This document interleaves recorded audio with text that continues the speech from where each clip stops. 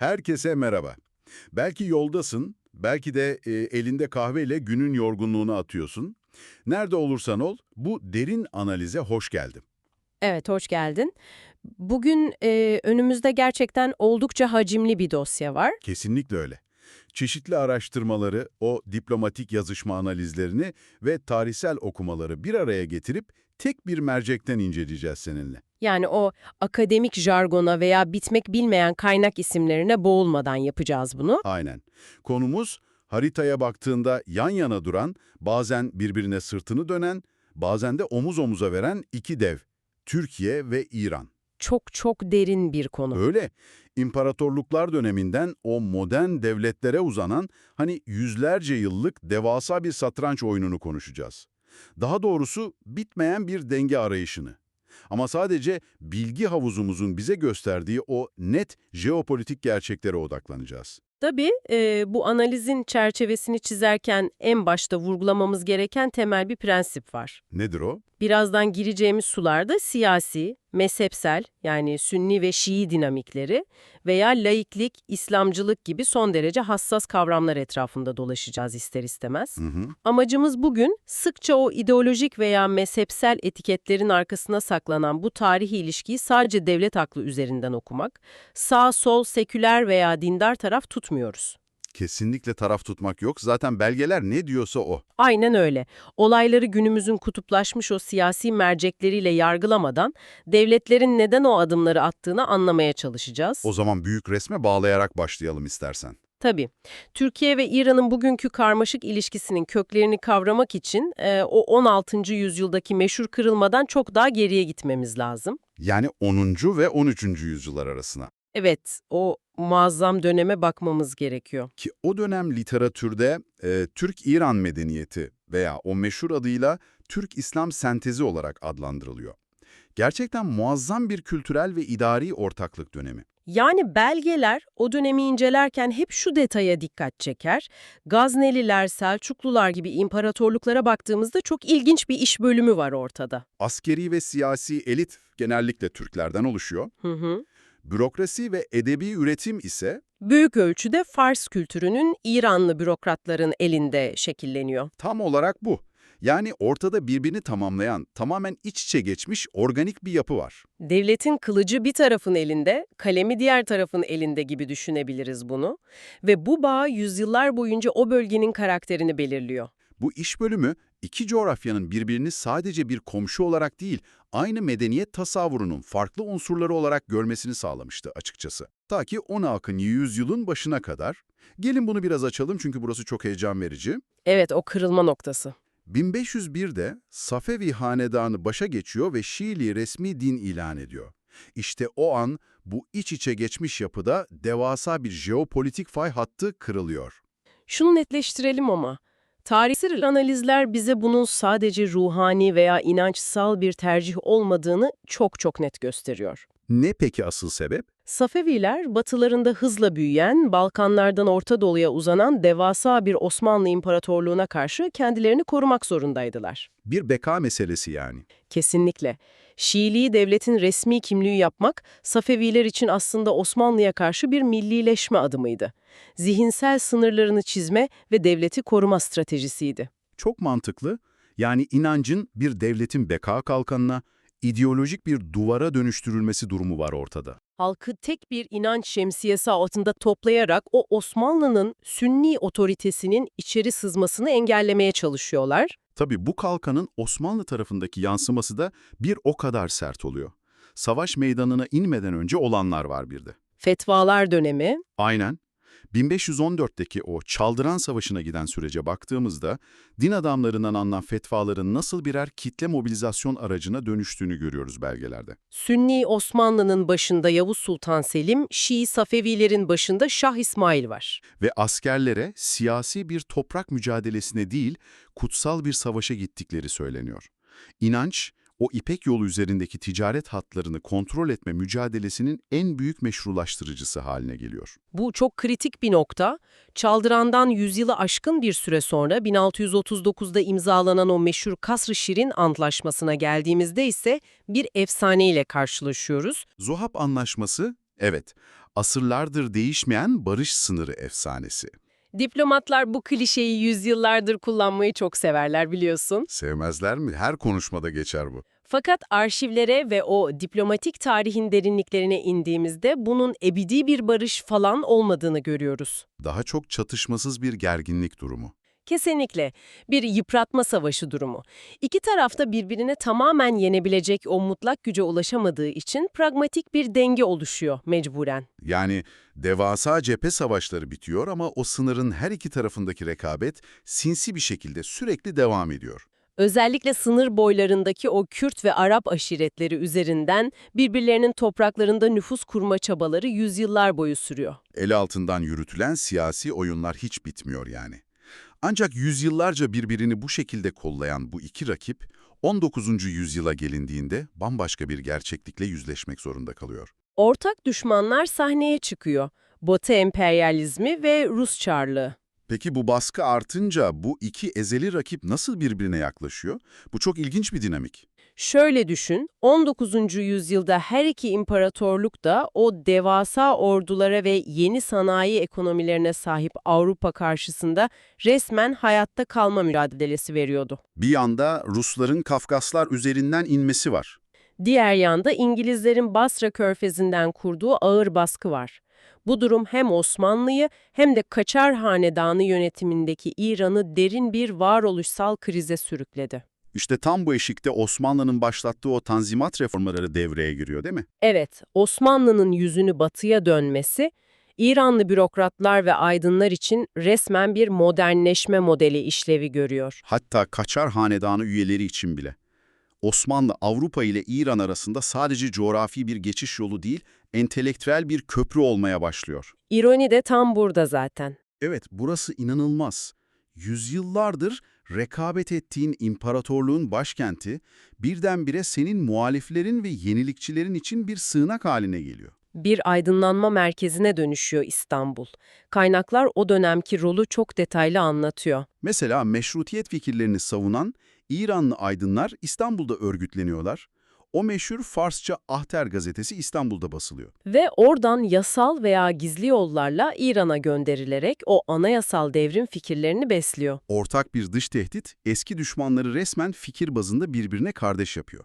Bu entelektüel etkileşim 20. yüzyılın başındaki o büyük yıkıma da zemin hazırladı aslında. Birinci Dünya Savaşı sonrası sürece geçiyoruz. İşte burası gerçekten çok ama çok ilginç. İmparatorluklar çöküyor ve yeni liderler sahneye çıkıyor. Türkiye'de Mustafa Kemal Atatürk, İran'da ise Rıza Şah Pehlevi. İkisi de imparatorluk reflekslerinden tamamen farklı, seküler, milliyetçi ve anti-emperyalist ulus devletler kuruyorlar.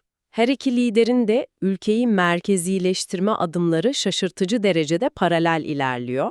Dini kurumların devlet üzerindeki geleneksel etkisini kırmak, hukuktan eğitime, toplumu modelleştirmek gibi çok benzer vizyonları var. Tabii bu merkezileşme çabası doğal olarak iki ülkede de o yerel güç odaklarının, aşiretlerin direnişiyle karşılaşıyor. Mesela 1920'lerin sonu ve 1930'ların başındaki Ağrı isyanı, uluslararası literatürde Ararat isyanı olarak geçer. Bu yeni kurulan devletlerin güvenlik mimarisi için inanılmaz ciddi bir testti o isyan. Çünkü isyancılar sınırın geçirgen yapısını kullanıyorlar, Türkiye'den İran'a geçip orada barınabiliyorlar. Normalde klasik bir uluslararası ilişkiler krizinde bu durum iki komşu arasında doğrudan bir savaş veya diplomatik kopuş nedenidir. Ama Türkiye ile İran bunu çok farklı, çok rasyonel bir devlet aklıyla yönetiyor. Çünkü meseleye imparatorlukların o yayılmacı vizyonuyla değil, modern ulus devletin sınır güvenliği prensipleriyle bakıyorlar artık. Taktiksel bir işbirliği yapıyorlar resmen. Hatta sınırda küçük ama çok kritik bir toprak takası bile yapılıyor. Kotur bölgesinden bahsediyorsun. Aynen öyle. Türkiye, isyancıların sığındığı o stratejik Küçük Ağrı bölgesini sınırlarına katıyor, karşılığında Van'ın doğusundaki Kotur bölgesinden bir miktar toprağı İran'a veriyor. Çok rasyonel, bu küçük sınır düzeltmesi potansiyel bir savaşı önlemekle kalmıyor, kalıcı bir dostluğun da temelini atıyor. Bu güven inşasının diplomatik zirvesi ise hiç şüphesiz 1934 yılındaki o ziyaret. Rıza Şah'ın Türkiye ziyareti. Sıradan bir protokolden çok çok daha fazlası o ziyaret. Kaynaklar bunun Rıza Şah'ın hayatı boyunca yurt dışına yaptığı ilk ve tek devlet ziyareti olduğunun altını çiziyor. Karayoluyla yapılıyor üstelik. Haftalar süren bir gezi. Ve Atatürk ile Rıza Şah arasında çok özel, kişisel bir dinamik gelişiyor o süreçte. Sadece resmi toplantılarla yetinmiyorlar. O meşhur poker partileri. Evet, geceleri sabahlara kadar süren poker partilerinde ülkelerinin geleceğini, emperyalist güçlerin olası hamlelerini masaya yatırıyorlar. İki, modelleştirici lider arasındaki bu kişisel frekans, devletler arası ilişkilere de doğrudan yansıyor haliyle. Peki bütün bunlar kurumsal olarak ne anlama geliyor? O kişisel güvenin kurumsal bir yapıya dönüşmesini 1937'deki Sadabat Paktı'nda görüyoruz. Türkiye, İran, Irak ve Afganistan Tahran'da buluşuyor. Bir saldırmazlık ve iyi komşuluk paktı imzalıyorlar. Temel mesaj çok net. Biz bölge ülkeleri olarak sınırlarımıza saygı duyuyoruz, birbirimizin iç işlerine karışmıyoruz. Ve dışarıdan gelebilecek emperyalist müdahalelere karşı bir blok oluşturuyoruz. Orta Doğu'nun kendi inisiyatifiyle kurduğu nadir şemsiyelerden biri bu. Fakat İkinci Dünya Savaşı'nın patlak vermesi bu otonomi çabasını tamamen yerle bir etti. Savaşla beraber dinamikler tamamen değişiyor, Orta Doğu haritası büyük güçlerin orduları tarafından resmen yeniden çiziliyor. İran tarafsızlık ilan etse de hiçbir işe yaramıyor. Ülke petrol kaynakları yüzünden İngiltere ve Sovyetler tarafından işgal ediliyor, Rıza Şah sürgüne gönderiliyor. Türkiye ise o dönem savaşa girmemek için inanılmaz bir denge politikası yürütüyor ama savaş biter bitmez Stalin'in toprak talepleriyle baş başa kalıyor. Boğazlar ve Doğu Anadolu üzerindeki o ağır Sovyet tehdidi. Bu varoluşsal tehdit Türkiye'nin yönünü kesin ve net bir şekilde batıya dönmesine, yani NATO'ya girmesine neden oluyor. İşte bu yeni soğuk savaş konjonktürü iki komşu arasındaki algı dünyasında derin çatlaklar yaratmaya başlıyor. Bu çatlağın en net görüldüğü yerde Musaddık dönemi, 1951 ile 53 yılları arası. İran Başbakanı Muhammed Musaddık, ülkenin petrollerini işleten İngiliz şirketini millileştirme kararı alıyor. Ve İran sokaklarında bu hamle devasa bir anti-emperyalist, bağımsızlık adımı olarak çok büyük bir coşkuyla karşılanıyor. İranlılar kendi kaderlerini ellerine aldıklarına inanıyorlar haklı olarak. Fakat olayın Ankara'dan görünüşü tamamen farklı. Neden farklı peki? Çünkü Türkiye olayları tamamen o günkü NATO üyeliğinin ve Soğuk Savaş paranoyasının merceğinden okluyor. Kendi Kurtuluş Savaşı'nı vererek kurulmuş bir devlet olmasına rağmen komşusundaki bu bağımsızlık hareketine pek sempati duymuyor yani. Dayanışmanın önünde tutuyor Türkiye. Bu derin algı farkı ilişkileri durma noktasına getiriyor resmen o kısacık dönemde. Sonrasında 1953'te Musaddık bir darbeyle devriliyor biliyorsun. CIA ve MI6 destekli meşhur darbe. Ardından Şah Muhammed Rıza Pehlevi iktidarı mutlaklaşıyor ve o da Türkiye gibi yüzünü tamamen Batı kampına dönüyor. Bağdat Paktı, ardından CENTO. İki ülke kağıt üzerinde aynı güvenlik şemsiyesinin müttefikleri haline geliyorlar. Sovyetlerin Orta Doğu'ya inmesini engellemek için kurulan bir savunma hattı bu. Ama arka planda işler pek de öyle kağıt üzerindeki gibi pürüzsüz yürümüyor. İki taraf da müttefik olmalarına rağmen bu durumdan ciddi şekilde rahatsız aslında. İttifak içinde kendilerini ikincil planda hissediyorlar. Hatta kaynaklarımızda Şah'ın o dönemi özetleyen çok çarpıcı bir sözü var. O meşhur alıntı, evet. Şah diyor ki, Amerika Türkiye'ye eşi gibi, İran'a ise cariyesi gibi davranıyor. Çok ağır ama ittifak içindeki o asimetrik ilişkiyi kusursuz özetleyen bir cümle. Türkiye, NATO'nun tam üyesi olarak güvenlik garantilerine sahip, İran ise kendini daha araçsal, daha savunmasız bir pozisyonda görüyor.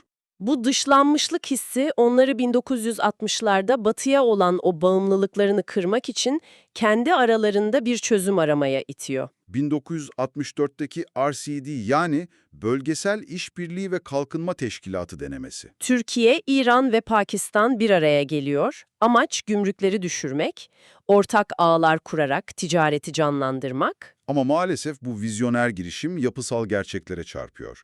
Ekonomileri birbirini tamamlamıyor çünkü. İkisi de Batı'ya ham madde satıp sanayi ürünü almaya programlı. O sismik dalga geliyor 1979 İslam devrimi. Orta Doğu'nun fay hatlarının yeniden kırıldığı o tarihi an. İran teokratik bir rejime dönüşüyor, Türkiye ise Batı yönelimli, laik bir cumhuriyet olarak yoluna devam ediyor. Dünyadaki pek çok analist, ideolojik olarak taban tabana zıt bu iki kutbun derhal savaşa gireceğini tahmin ediyordu o dönem. Ama jeopolitik pragmatizme bu beklentileri tamamen boşa çıkarıyor. Hatta çok garip bir şey oluyor. İran-Irak savaşı sırasında iki ülke arasındaki ticaret tarihi rekorlar kırıyor. İlk bakışta ne kadar paradoksal görünüyor değil mi? İdeolojik olarak bu kadar uzak iki devlet ticarette resmen kenetleniyor. Burada büyüleyici olan şey devlet aklının nasıl çalıştığını görmek. Bu paradoksu nasıl çözüyoruz belgelerde? Tek bir anahtar kelimeyle, klagmatizm. Yani devletlerin o saf hayatta kalma güdüsü. İran ağır ambargolar altındayken dünyaya açılan tek güvenli kapısı Türkiye'nin karayollarıydı. Gıdadan ilaca her şeyi Türkiye üzerinden karşılamak zorundaydı. Türkiye de o sırada ekonomik krizden çıkıp ihracata dayalı bir modele geçmeye çalışıyordu. İran pazarı Türk ekonomisi için resmen bir can simidi oluyor. Rejim ihracı veya ideolojik söylemler devletin bekasının gerisinde kalıyor. Ama bu pragmatik işbirliği 2011 sonrasında çok daha zorlu bir teste tabi tutuldu. Arap Baharı ile birlikte değişen o yeni güç mücadelesine geliyoruz. Orta Doğu sokakları karışıp o güç boşlukları oluştuğunda Suriye, Irak, Yemen gibi yerlerde devlet otoriteleri çöktü. Ve her iki ülkede artık sadece sınırlarını koruyan statükocu devletler olmaktan çıkıp oyun kurucu aktörler olmaya soyundu. Kesinlikle rekabetin doğası değişti. Her iki ülkede o güç boşluklarında kendi ulusal güvenlikleri için nüfuz alanları inşa etmeye başladı. Ama stratejileri tamamen farklıydı. İran, o direniş ekseni adını verdiği stratejisiyle milis güçleri üzerinden asimetrik bir ağ kurdu. Türkiye ise kendi siyasi ve ekonomik modelini sunarak, gerektiğinde askeri caydırıcılığını kullanarak yanıt verdi bu duruma. Yalnız burada analizlerin bize sunduğu çok kritik bir okuma var.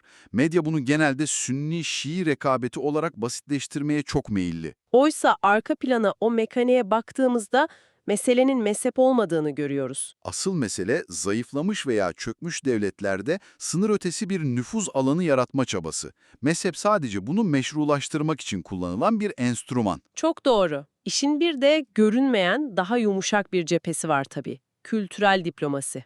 Rekabet sadece savaş meydanlarında yaşanmıyor ne de olsa. Kültür alanında inanılmaz bir yumuşak güç yarışı var. Mesela Mevlana Celaleddin Rumi'nin o devasa mirası veya Nevruz Bayramı. İki ülkede uluslararası arenada bu kültürel sembollerin asıl temsilcisi olmak için yoğun çaba sarf ediyor. Türkiye, Mevlana'yı evrensel hoşgörünün ve o Anadolu irfanının simgesi olarak merkeze alıyor. İran ise onu Farsça edebiyatın ve kendi kültürel derinliğinin ayrılmaz bir parçası olarak konumlandırıyor. Bu kültürel çekişme en başta konuştuğumuz o Türk-İran sentezinin ta kendisi aslında. O kadar iç içe geçmişler ki bugün o mirası tek bir modern devletin sınırları içine hapsetmek mümkün olmuyor. Birbirlerine ne kadar nüfuz ettiklerinin en güzel kanıtı bu. Kesinlikle. Bütün bu anlattıklarımızı toparladığımızda olay şu aslında. Bugün haberleri açtığında o Suriye'deki krizleri, diplomatik gerilimleri izlerken fark ediyorsun ki ekranda gördüğün sadece bugüne ait bir fotoğraf değil.